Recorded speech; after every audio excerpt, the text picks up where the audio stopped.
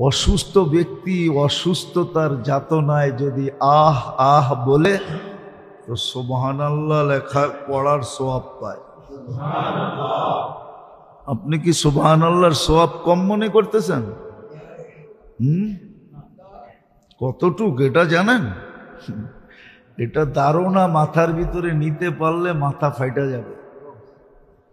এটার ধারণা আপনার কাছে নাই, আমার কাছেও নাই। এটার অ্যানালাইসিস করার মতো ব্রেন নাই। সিয়াহাতুহু তাহলিলুন, যখন বেশি যন্ত্রণায় চিৎকার দিতে থাকে তো ফেরেশতা লা ইলাহা ইল্লাল্লাহ পড়ার সওয়াব লিখতে থাকে। লা ইলাহা ইল্লাল্লাহ পড়ার সওয়াবের অ্যানালাইসিস আমাদের কাছে নাই। তাকাল্লুবুহু আন যামবিন ইলা যামবিন,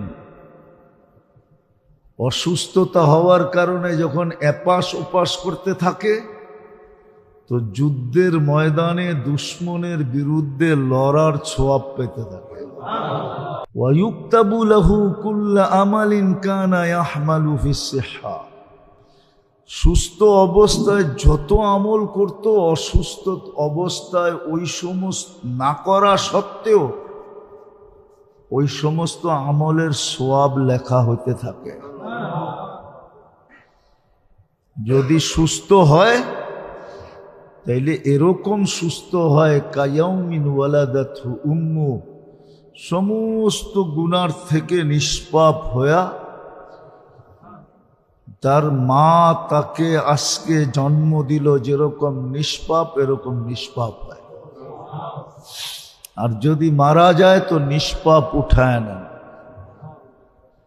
আর যদি গুনাহ না থাকে তাহলে তার মর্যাদা বাড়াইতে থাকে।